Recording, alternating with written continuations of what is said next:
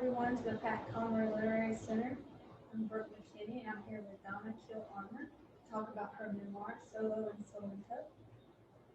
First, I want to introduce Donna by saying, when I first met Donna back in March during our writer's retreat here in Beaufort, I had the chance to hear her read her work, and I remember thinking, what a voice. A voice so beautiful that you want to stick around to hear more. After reading her memoir, I found that her words on the page are just as delightful as her own reading voice. It felt as though she were sitting next to me in my living room, telling me her story as I turned page after page. A story of pain, but also joy, as she reminds us that we cannot truly live without getting to know them both. That to live a full life, we must embrace the heartaches of our past and move forward into our own truths and the beauty we encounter along the way. Donna's first trip to Italy in 1995 compelled her to return over and over. She fell in love with the place and hoped one day she'd share her found treasures with the rest of the world. Donna has published numerous articles, along with her photography, on travel, food, human interest, and home and garden in South Carolina magazines. She has traveled extensively in North America, Europe, and Africa. She has held management positions in the insurance and airline industries, and with her husband, ran a hospitality business in Southwest Georgia. Donna and Ray live here in the historic Beaufort, South Carolina, where she volunteers at the Pat Conroy Literary Center in Hunting Island State Park. Welcome, Donna. Thank you, Brooke. Yeah. And if I may say so, thank you to all of you for being here, for showing your support. And we've got just a great little small audience, real live audience, just off to my right here, and I welcome them too. So thank you all for taking your time to be here. Well, Donna, first I want to begin with this desire that you began talking about for solitude and your space. You say pretty early on that I've always wanted to write a book, but to do that I need a large stretch of time alone, and obviously your own space. So I couldn't help but think of Virginia Woolf's A Room of One's Own, where she says, quote, a woman must have money and a room of her own if she is to write. So would you agree with that? And then tell me about this desire for solitude. Well, I think I can certainly agree with a room of my own. The money part I don't know so much about, but that would be nice. And you do have to have a little bit to travel internationally. But yes, I feel so strongly about women and their ability to help everyone else, to nurture everyone else, but to forget about taking care of themselves. We all need a time to come away from everything that impacts us on a daily basis. We need time to restore ourselves. And I wasn't able to find that time because, like so many women, I sometimes forget to say no. I say yes. And I felt like if I could get far enough away, no matter what anyone asked me, I could say, no, I'm not at home, I can't do that. So a place, my own space, time without any interruptions at all, for me was essential. Yeah.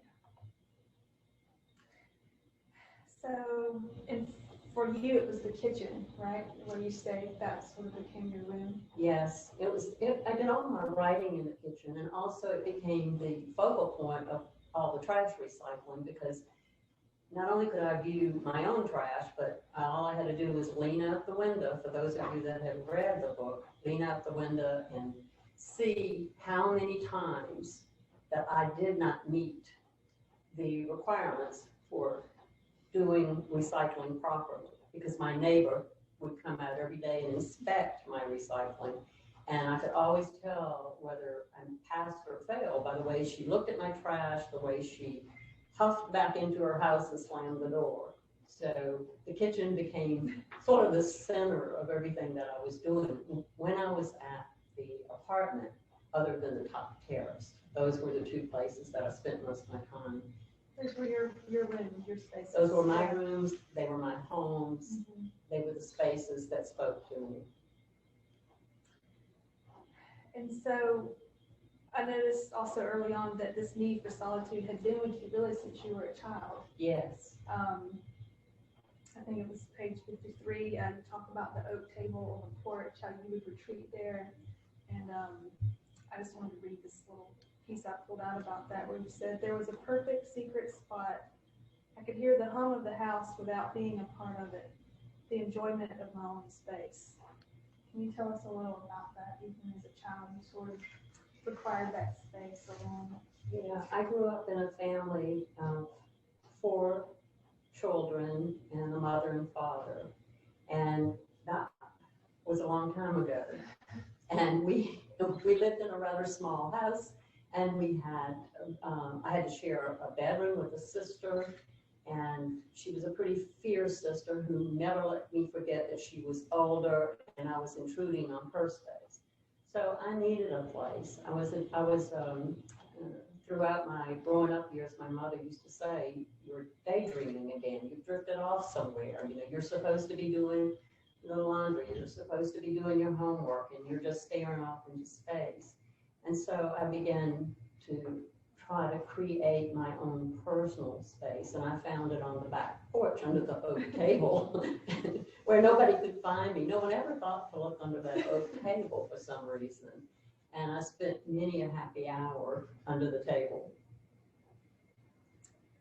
Everyone needs an oak table behind it. Right. Yeah, I need one. So I was going to talk a little bit about this idea of home and attachment to place. I noticed something you say is, I have an emotional attachment to places. It's important to me that a place feels its way into my life. So how did Salento, or the Otranto, the village of Otranto, become the place that feels its way into your life? I think because I left home when I was 19, and from that day forward, I moved so many times, and my life was in upheaval so many times. And I began to search for home, thinking that it had to be a tangible place. And what I discovered when I went to Otranto, it's wonderful to find a tangible place, but the real place that I found for myself was in my heart, within myself, to find a home that suited me, that I could take with me wherever I was. And it was such I don't know whether it was enlightening or what, to come to that conclusion, because I'd always been searching for the physical place, and I certainly talk about Otranto as that physical place, but it was based on all the circumstances that went with it, being alone, being in that solitude, under that oak table for a whole month without any interruptions. So, yeah, home and place is very important to me. Yeah, I was going to see, maybe, could you read something from page 57? It's the last 2 paragraphs. Okay. Where you're describing this place as home. Okay, this is chapter 7, which is really me describing the apartment. And when I get to the very last room, it's the bedroom. And I'm standing in there looking at the bedroom, and this is where I start talking about what home is to me. There's a cloud puff-shaped window to ensure the sweetest dreams. It's directly over the bed, exposed in perfect light, as does the large window on the side wall. Both can be shuttered at night from rain or if the breeze turns cool.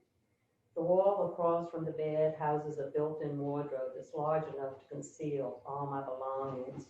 There are small wooden night tables and good reading lamps. I survey my sunlit, far away from home bedroom. The image of the oak table on the back porch of my family home surfaces, wrapping me once more in childhood safety. Over the years and many moves, I've learned to live with that oak table tucked inside my mind and heart. It's always available to pull out and sink into on those days when there's no safety net. Now my heart tells me my journey to find home has brought me to this place, to this Salento sun-filled room. I'm home. Thank you. It's beautiful. I love that passage. And the oak table comes back Yeah. now that you're there in one touch. So yeah, that's beautiful. Thank you. Also, while we're talking about home, I noticed that you describe where you are, Salento, the Otranto, the village there, as home, and then as you have that one sentence standing on its own, I'm home, you have that again on the very last page of the book. But you're back here, and you describe the feeling of being at home when you're back in Ray's arms. It's a beautiful ending, and so can you tell us maybe why both here and there both feel like home, but obviously in different ways?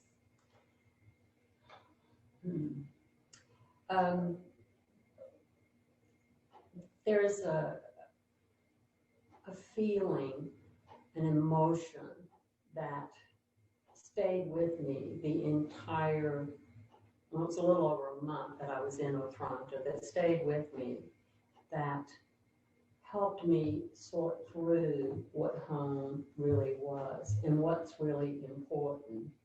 And when all is said and done, although there are many times we all want to pack up and go away somewhere for a month and have our time alone, there's the time that the other person in my life creates home with me. And that's Ray. And so when the time came, as sad as I was to leave Otranto, I was joyful to be reunited with Ray. Well, you can definitely tell.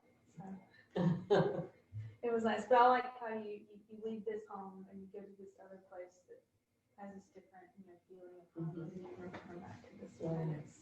It's still the same joyful feeling, but it's two different places. Yeah, and then eventually Buford figures into the home scene. This is home too. And it's become the permanent home that has really filled my heart. Well,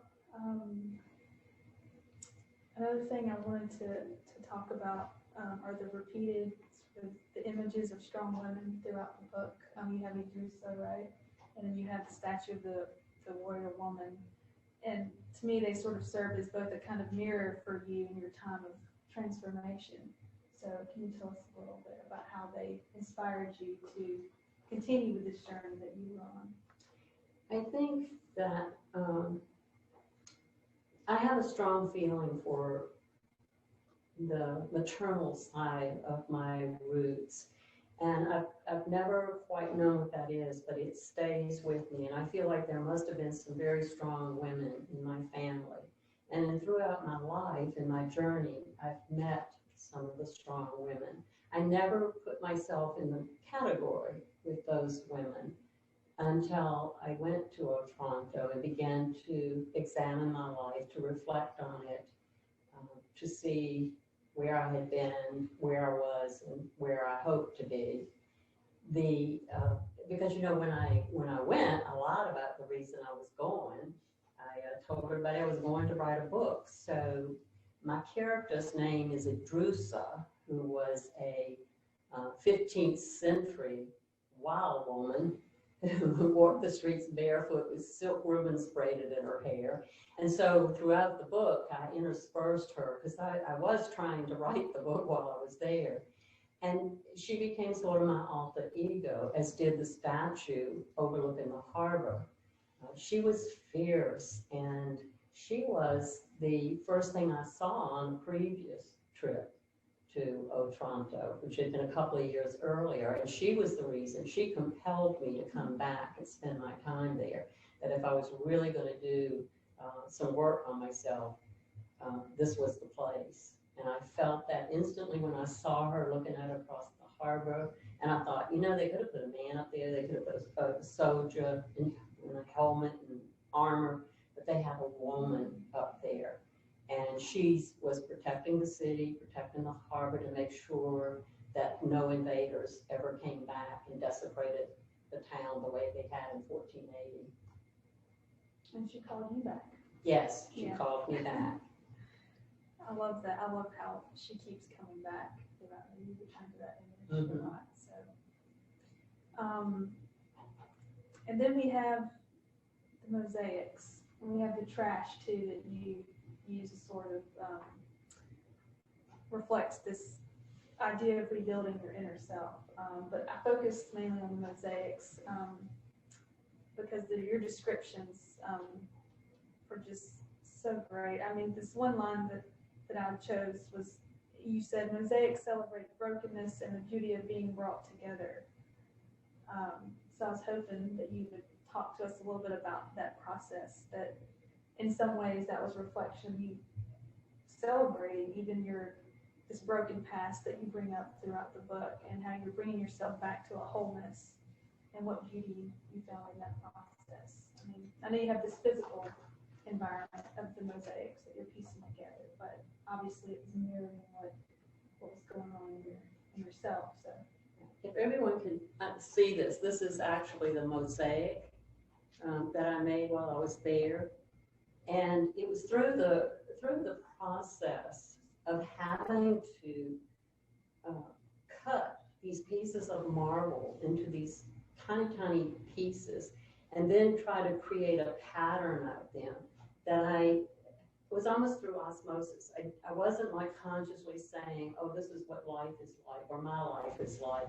It's all these fragmented pieces that have been flying all over the place, and I want to put them back together. It was through the process, the creative process of understanding what it is that craftspeople, painters, artists, writers, whomever, go through when they are pulling together all these scattered pieces. And so the mosaic was really a metaphor for my life, going back into my past, pulling those pieces together, saying whatever happened can be made into a whole. It can be stronger because of all the things that I've been through the pain and through the joy. And it's not just for me, I think it's for all of us, that our lives at times feel very fragmented. Mine have been feeling fragmented for quite a few years. And just to take that time and begin to understand what that means. And I think Terry Tempest Williams was one of the books I had read, Creating Beauty in a Broken World. And that book really spoke to me. And she said, she went to Italy and took a mosaics class. And one of the things that she said is she learned a new language through her fingers, through her hands. And that was so crazy, because when I really decided I was going to do this, I was looking for a place that had a mosaic class. This village that I chose is tiny. I mean, the whole village I was in was less than 600 people. They had a language school, and they just happened to have a mosaics class.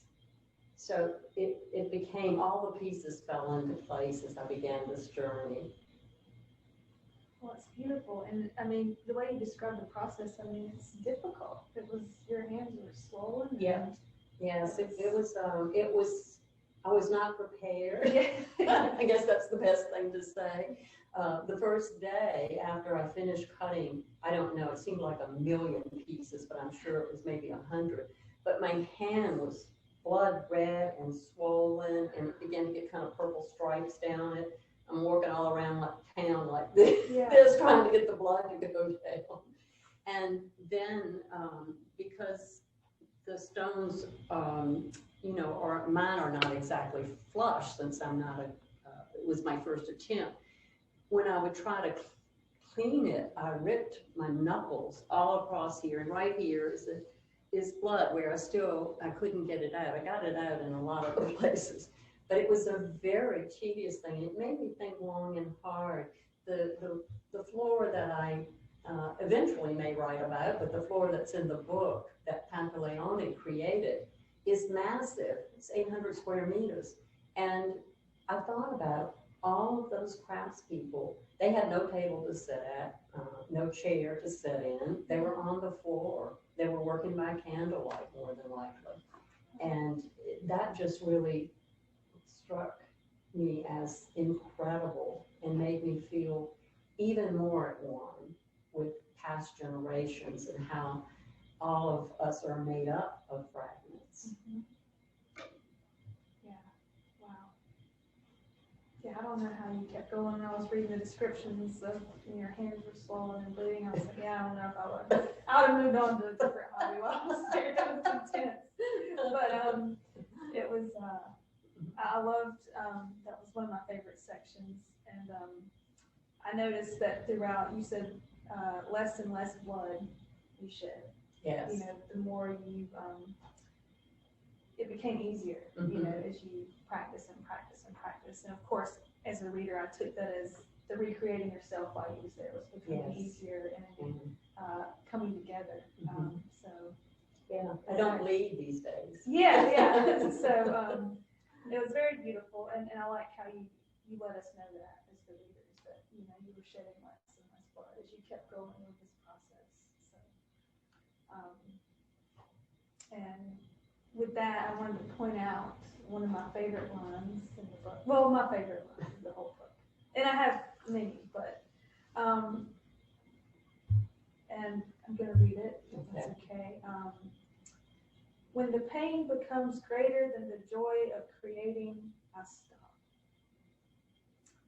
So this is what you say during the process of making the mosaic, and it is like the physical description of your current environment. Of you're there, you're making your mosaic, but it also, to me as a reader, echoed that sort of troubling past that you had with the abusive marriage and a life in which you silenced your own voice and yourself. In some ways you did stop in the midst of the pain. It became more than the joy of creating. So I know the sentence echoes a painful concept, but it's such a beautiful sentence, and it stuck with me the whole way through.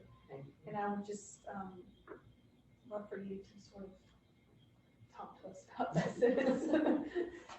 So there's one person on Zoom that knows a little bit about this story, only one, and that's Gail Laws in Mississippi. She was there at the beginning of a very brutal divorce that I went through, so she knows a lot of my life stories, and I'm so thrilled that she's Zooming with us today. Yeah, it was again a time that I came to understand that I allowed a lot of the pain to continue in my life. And I simply had to say, stop. You don't have to do that anymore. It is the past. It's gone. You've created a whole new life for yourself. The fragments are into one whole piece now. They're stronger than they ever were. If I accomplish nothing else in my life, this is what I hoped I could say at the end of it, is my life is a whole, and the fragments have made me stronger. Thank you, Donna. Had such a beautiful line.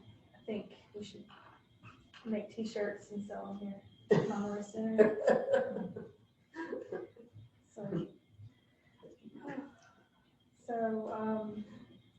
Well, with that, will you read another passage for me? You're on page 100. Well, actually, it's the end of page 99 through 100. Let's see. This couple of paragraphs that I'm going to read is really the last day of the mosaic class, and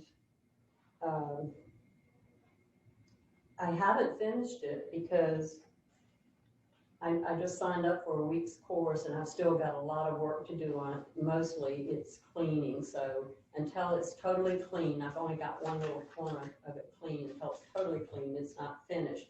and they granted me a stay of execution by letting me continue in the classroom without any supervision, you know, and do my own thing. And they even, when they locked up the school, they let me stay and said, the door is automatic, it'll close behind you. So I could stay there. And I did, hour after hour, working on this mosaic. But this is at the end of the class when Francesco has just left me for the last time. My still unfinished mosaic is a much larger endeavor than the 4x4 coaster that Francesca envisioned for me. When I return home, it will be a daily reminder of my accomplishment. It contains the story of my journey to this place. The pain and joy of cutting the marble shows in its surface. A lasting stain of blood is part of the design. Joy was experienced when a piece of marble fit into a vacant slot and when the design finally emerged. These are gifts not easily forgotten. My aching, swollen hand, the permanent slouch between my shoulders, marble dust oozing from my pores, all unite the fragmented pieces into a whole. I have come on a long journey to put the fragments of my life together. The class has given me the tools to begin. Terry Tempest Williams' words have journeyed with me to this sunny Salento place. It's mandatory that we find beauty in a broken world.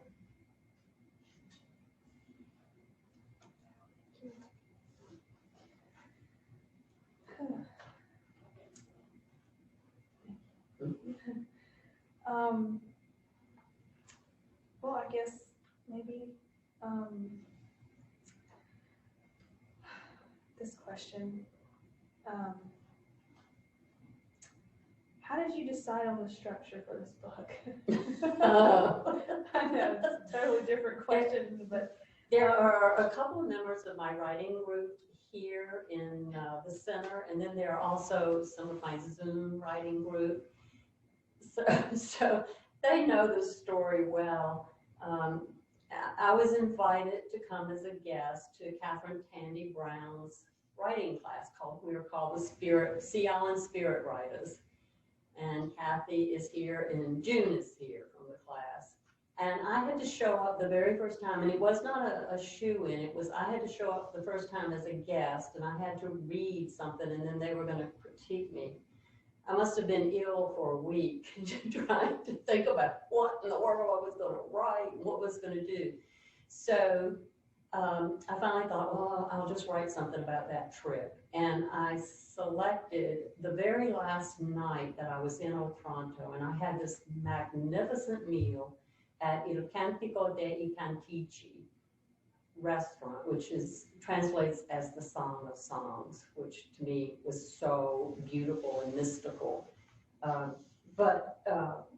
So I wrote a piece, and I took that piece to that writing class, and they listened to me read for the first time, and then they critiqued it for me. And they were extremely supportive by saying, you need to write a book about this. So that chapter, which is called The Last Supper, is, I think, chapter 44 or 45 now. I don't know, but it's way back far in the book. So we meet twice a month, and every time we met, I'd show up with a new chapter. So that got the manuscript together, and I initially thought it would just be some short stories or a travel anthology or something like that. And so I did. I hired a developmental editor, and she said, well, this is great, but you were writing like you are narrating this. You never put yourself into this book at all. You're on the outside looking in.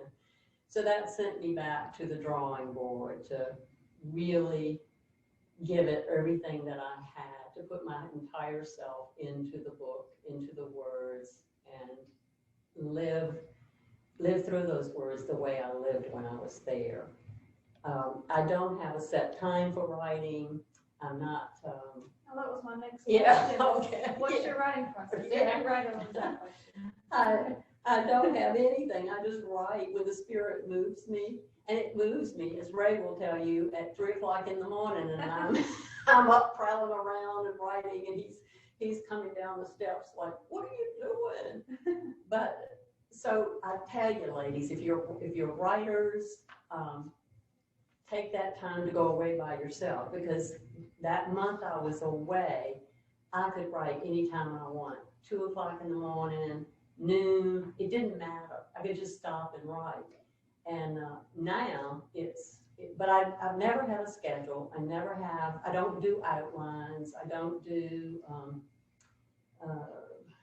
one of the things I do, and this is something Catherine Tandy Brown taught me, was that when you do your characters, flesh them out on a piece of paper first before you introduce them, It was easy in this book because I knew who all the characters were. I knew what they looked like, what they said, how they acted. I knew all that, but I'm writing a second book now, and that's invaluable to take, in its fiction, take those characters and flesh them out to become a whole person, knowing what color their hair is, what color their eyes are, what kind of clothes they wear, how they act out, all the special characteristics of that person. So that I do believe in strongly in doing that. But the rest of the time, I write anywhere, upside down, inside out, in the car, on the back porch, in the courtyard.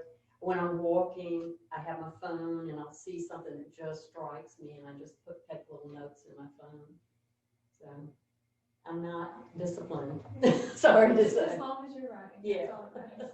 So what are you writing now? I'm writing a book called La Stella Rossa del Mare, which is the Red Starfish. If you see, I have on the Red Starfish, which is also in the book, Solo in Salento. I actually buy this in Otranto, and it gave me the idea for my next book, which is a mystery. And of course, it takes place in Puglia, because that is one of my favorite places. But that's what I'm working on now, in between everything else. So how's writing a mystery, how's that been different than writing a memoir? Oh, it's hugely different. You know everything about the memoir because it's your personal story. So you're like, you may not know how to get it in the right orders initially, but you know the beginning, the middle, and the end. In a mystery, you don't, or in any other work of fiction, you really, most of the time, don't know. And it develops, for me, it's developing as I go. And I'm not afraid to edit my work over and over again.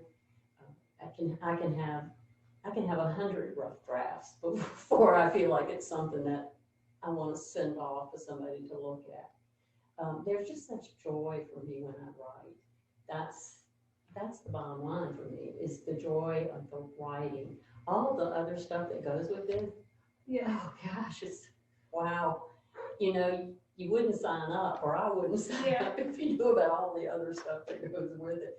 But the pure joy of writing, and I really feel like I've read copiously since I was a child. But I think it was always the first time I picked up Pat Conroy's beach music that the words sang to me. And I thought, if I could write anywhere like that, if I could have music in my words, that to me would be a tremendous gift to have. Well, you do. Well, thank you. You do have that. Do you plan on traveling along again? Whenever another country will let us in, yes. I don't know that they'll do that anytime soon, but as soon as they will, we'll be going. I was scheduled to have, y'all, I'm going to reveal this, and I'll shoot all of you if you tell anybody else, but this year I turned 75, and my gift was to go off by myself to Italy for another month or 6 weeks. So that I really could work on this mystery and get the whole manuscript going. And of course, with the virus, that didn't happen. So, but it will happen. It will come. Yeah. Do you want to tell us a little bit about the food and wine? Sure. Why not? Why not? Yeah. Why not? And I have a glass of wine from Puglia. Salentino, and what we can buy here in South Carolina, I have to tell you, is sort of not top of the line, but it's a decent wine. But in the book, I write about the fact that I'm every time I would order a glass of wine, I'd want to know, oh, what is it? You know, I can write this down and I can buy this.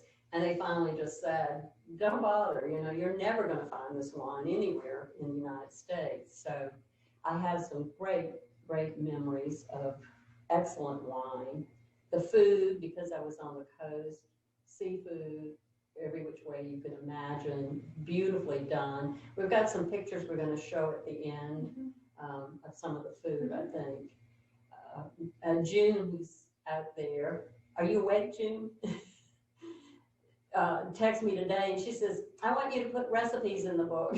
And I said, well, I will in the second book, because I have had a lot of people say that to me. Oh, I want a recipe for this, or I want a recipe for that. And of course, you know, Ray and I love good food, good wine, and we both love to cook. We had a restaurant. We really enjoy having people around the table, and we should be 100% Italian, because that's our mainstay, is having people around the table, feeding them, laughing and talking, enjoying that time together, and it's just beautiful, and that's what we want to do. And I'm really glad when this virus goes away so we can do it again.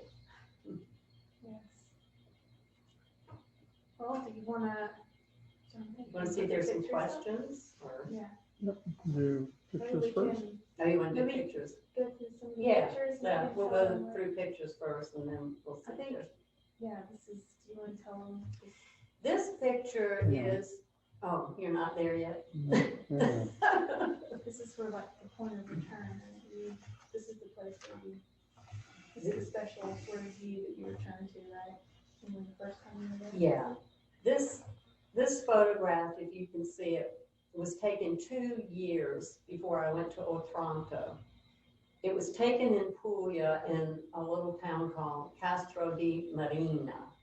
And I write about it in the book. And for some reason, without me knowing I would write this book, I put that single glass of wine there and that single tree at the end of the landmass.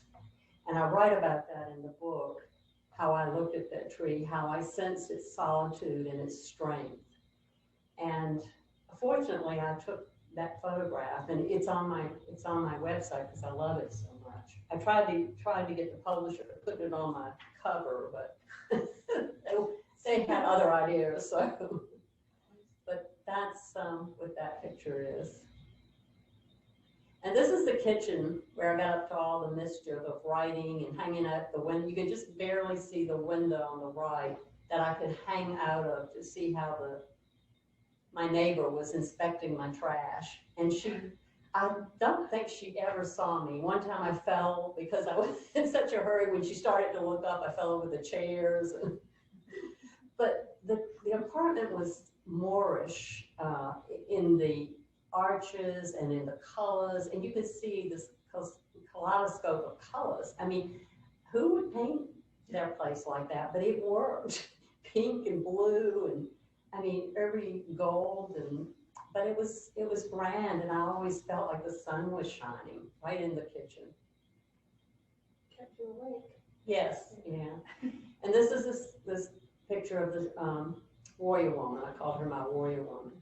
She's actually there as a tribute to the 800 people that were massacred in Otranto in 1480. And you can see that part of the round area, that's part of the wall that goes around the building, and even that building on the left is part of the wall. My apartment was on the inside of part of that, but you can see this expansive promenade. I walked that at least 3 times every day around the entire city, and it is just gorgeous. And the wall that surrounds it has these little niches in it where you could go and sit and no one could really see you. and I would take something to read, or I'd take some food, a glass of wine or something, and hang out there and just watch the sea and the sky change before my eyes, minute by minute. And here's the mosaic. The fence, the gate, is actually where I took my design. It was the gate to the school.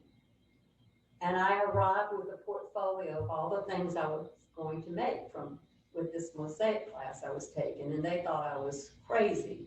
One of them was the trolley, which are the little houses in Albaro Bella that are cone shaped, and they're cone shaped so they can, when the taxpayers used to come a long time ago, they would tax these people so much that they couldn't afford. So they built these cone-shaped houses without any mortar in them, and they'd have a spy out watching for the tax people. And when they got the message that the tax people were coming, they would dismantle their houses.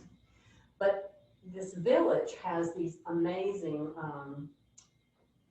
signs, emblems, symbols on the roofs. And so that was one of my mosaics. I wanted to do all these symbols. Another one was a mass of red starfish. And then the third one was the ancient lighthouse that had a serpent entwined around it.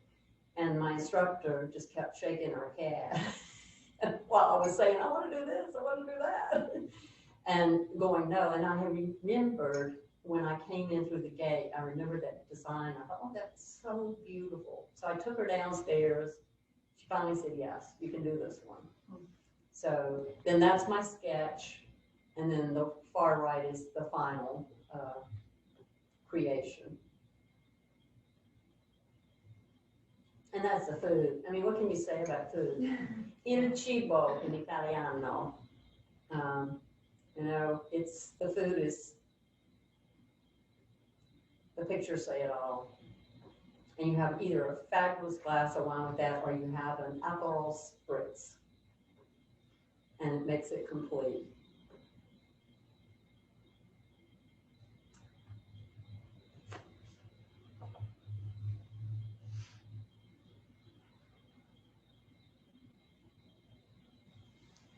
Thank you, Donna. Thank you. It's a beautiful memoir, and I admire your bravery, your talent. Thank you. I really enjoyed reading it, so thank you. I appreciate that very much. It's been a pleasure. Do we want to open it up, see if there are any questions?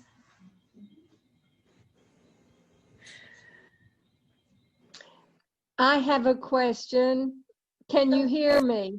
Yes, Gail, I can hear you. Now I can't hear you. Wait a minute. You muted yourself. You still are muted. Now you're okay.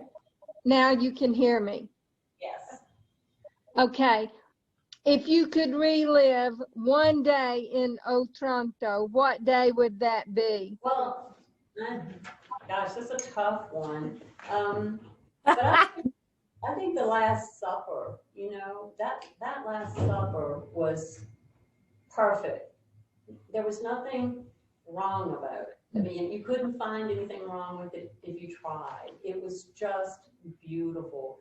And the music, you know, the music was so Arabic in nature, with the hints of the Italian and the Spanish, and it was very airy. And I was outside, and you could see the ruins going out from where I was sitting. You know, just views that are amazing. And then the ruins ran right into the sea.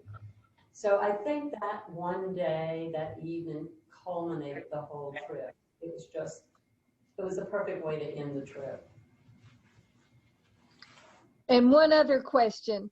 Which character that you met was the most difficult to write about in your book? Had to be Priscilla. I love that one. I love that one. We've all been there, done that on trips. Yeah, Priscilla was really a character. And but she was part of my work. You know, I finally realized that she was part of my work. And I had to understand that no matter where you go in life, you're going to meet Priscillas. And so you need to either walk away from the situation totally, which was very difficult in a walled village, or you need to say, there are wonderful, positive things about everybody. Everybody has goodness about them. And that's what I finally arrived at, is everybody has goodness. I And love Donna, it. Go ahead. and because of how you worked through that, your love for her just, it overflowed to the reader, and it made the reader like her. Well, then my mission was accomplished, wasn't it? Yeah.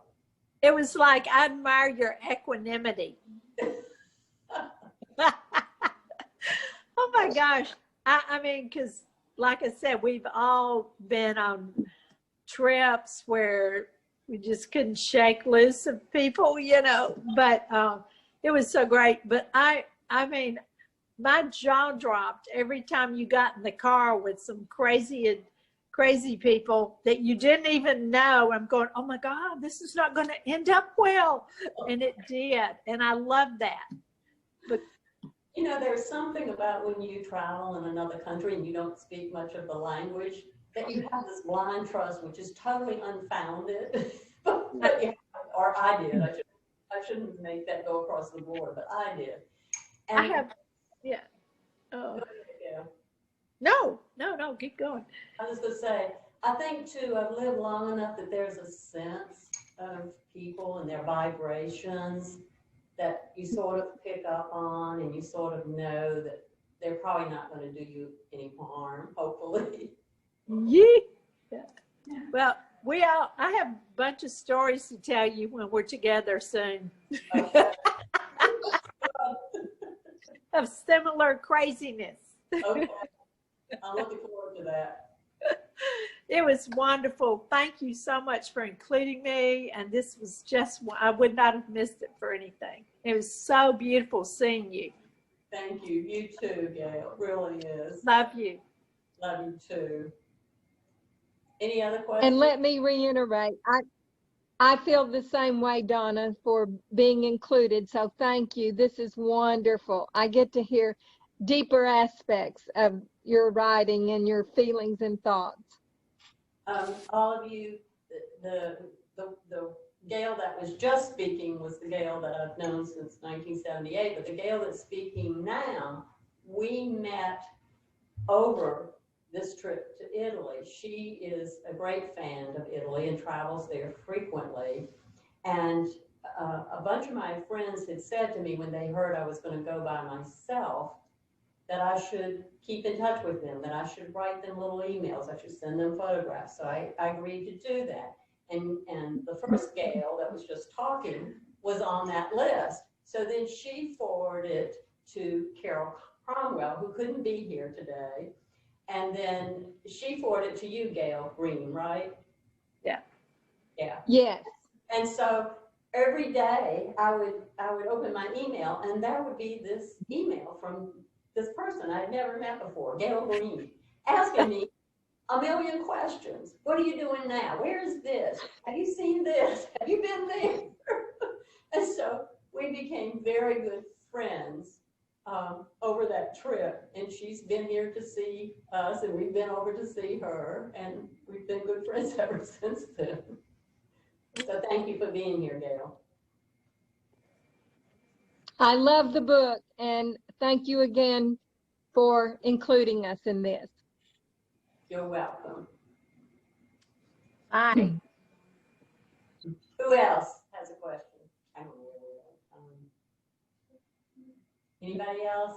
Comments, questions? Nancy asked about the origin of the book cover.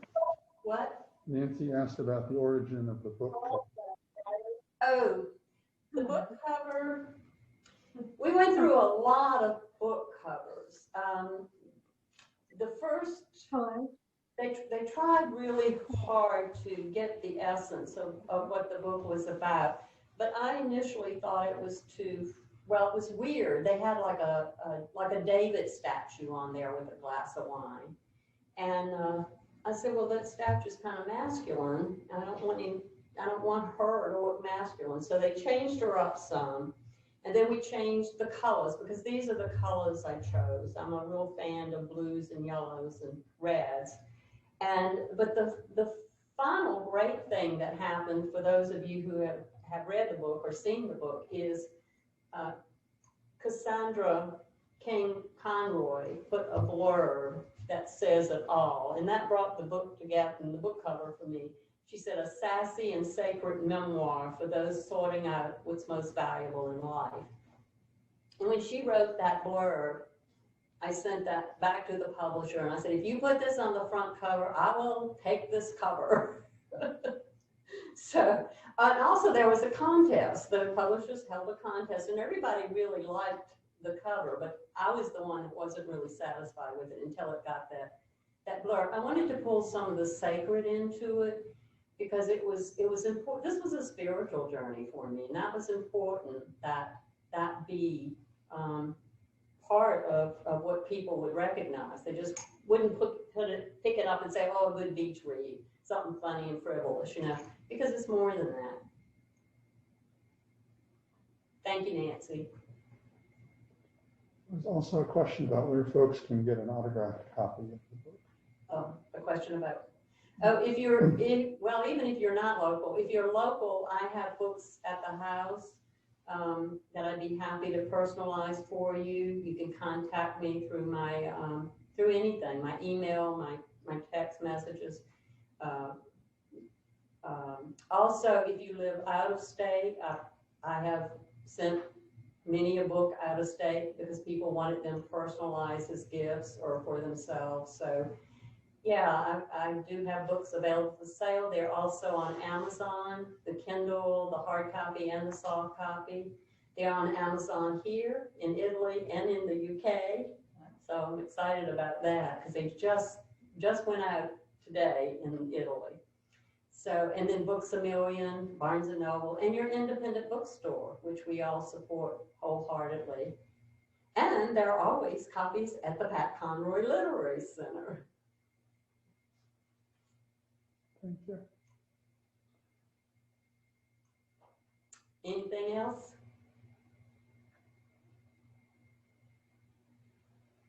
No? All right. Nothing? Thank you. All right. Well, thank you everyone for joining us. I really appreciate it.